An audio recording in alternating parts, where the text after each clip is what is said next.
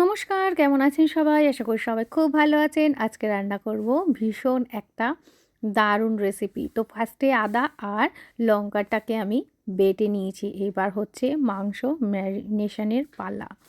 পেঁয়াজ দিয়ে দিলাম, পেঁয়াজ কুচিটা। গেস করতে তো আপনারা সবাই পেরে গেছেন যে আমি কী রান্না করেছিলাম। সকালে অনেক কিছু হিন্ট দিয়েছিলাম। যাই হোক, হ্যাঁ, সত্যিই আপনারা ঠিকই বলেছেন, আমি আজকে বিরিয়ানিই রান্না করছি। সবাই এত এত বিরিয়ানি খাচ্ছে কলকাতাতে, আমাদের এখানে তো ওই হায়দ্রাবাদি বিরিয়ানি, যেটা কিনা আমার একদম ভালো লাগে না। যাই হোক, সেই জন্য কলকাতা স্টাইলে বিরিয়ানি করলাম। এবার সব কিছু মশলা দিয়ে দিলাম। লাস্টে যেই মশলাটা দিলাম সেইটা হলো কিন্তু ওই বিরিয়ানির মশলাটা। এই হলো ব্যাপার। আর যা যা লাগে সব কিছুই আর কি ম্যারিনেশন করতে। আর দিয়ে দিয়েছিলাম কেওড়া জল, ভিনিগার আর হচ্ছে রোজ ওয়াটার। ব্যাস এই দিয়েই কিন্তু আমি মাখছি।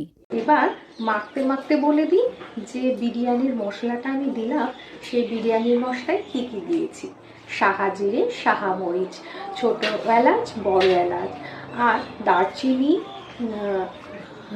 নর্মাল যে সাদা জিরে ইউজ করি সেই সাদা জিরে, আর হচ্ছে ধনে, এইগুলোই। আর একটা স্টারের মতো আছে না, ওটার নামটা আমি ঠিক জানি না, এটা স্টারের মতো পাওয়া যায়, স্টার স্টার গোল গোল দেখতে, ওইটা। ওটার নামটা আমি কি জানি না, তোমরা একটু প্লিজ বলে দিও। আর এই আর কি, এইগুলোই দিয়েছি। এগুলো শুকনো কড়াইয়ে ভেজে একটু হচ্ছে ইসে করে নিয়েছি, একটু ধুলো বানিয়ে নিয়েছি, গুঁড়ো। ব্যাস এটাই কিন্তু মেন মশলা। এটাই দিয়েই বিরিয়ানির স্বাদটা সুন্দর হয়। এরপর আমি এই যে মাংসটা মাখা হয়ে গেল, এবার এটাকে ম্যারিনেট করে এভাবে ঢেকে রেখে দেবো।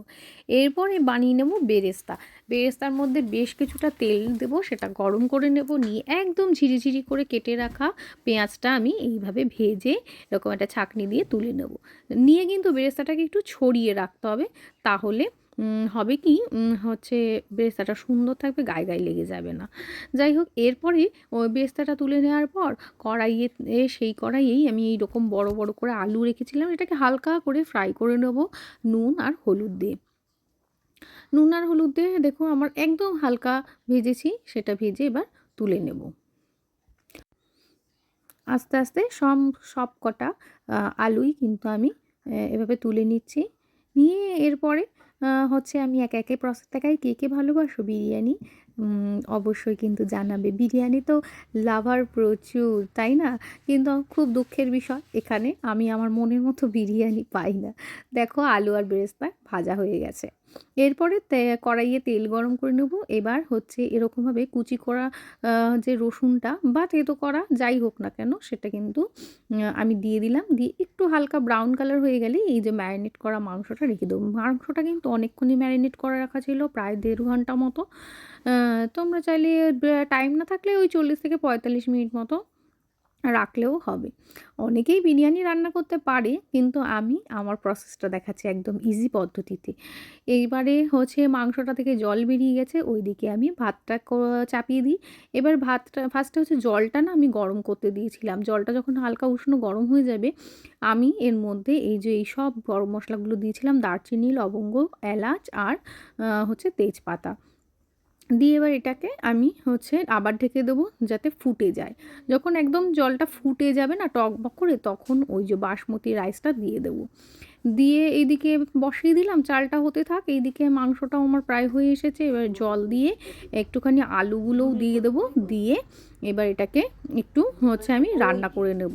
আমি পরে প্রেসার কুকারে দিয়ে দিয়েছিলাম, হচ্ছে তাহলে তাড়াতাড়ি আর কি হয়ে যাবে, সেই জন্য। তো এইভাবে এবার রান্নাটা করে নেব। অনেকেই আমাকে জিজ্ঞাসা করছিলে যে এটা নর্মাল চাল কিনা। না গো, এটা বাসমতি রাইসই, কিন্তু এটা আমাদের এখানকার আসামের লোকাল বাসমতি রাইস। তো সেটা দিয়েই করেছিলাম। এরপরে এই যে এইটা বানাচ্ছি দেখো, এটা হচ্ছে দুধ নিয়ে নিয়েছিলাম। দুধের মধ্যে একটু কেওড়া জল, একটু গোলাপ জল, একটু মিঠা আতর ১ ফোঁটা মতো, এগুলো কিন্তু পরপর দেবো। আর একটুখানি এই যে এটা হলো মিঠা আতর, একদম ১-২ ফোঁটা ব্যাস, বেশি দিলে কিন্তু আবার খারাপ হয়ে যাবে খেতে। এটা হলো বিরিয়ানির এসেন্স, যেটা হয় না? যেটা কিনা হচ্ছে গন্ধ হয় বিরিয়ানির, সুন্দর দোকানে গন্ধ হয় সেটা। আর এটা হচ্ছে অল্প একটু ফুড কালার দিয়েছিলাম, যেটা কিনা ভালো ফুড কালার সেটাই। কারণ হচ্ছে এখানে আমি ওই তোমার ওই যে কেশর যেটা বলে ওটা খুঁজে পাইনি। যাই হোক, ওইটার বদলে তাই ফুড কালারটা দিয়ে দিয়েছিলাম। এরপর দিয়ে ওটাকে আমি ঢেকে রেখেছিলাম। এরপর আমি এবার মেন পার্ট হচ্ছে এই লেয়ারিংটা, বিরিয়ানির লেয়ারিং করব। তো যেই হাঁড়িতে আমি ভাত করেছিলাম সেই হাঁড়িতেই ভাতটা কিন্তু একটা পাত্রের মধ্যে ডেকে না শুকোতে দিয়েছিলাম।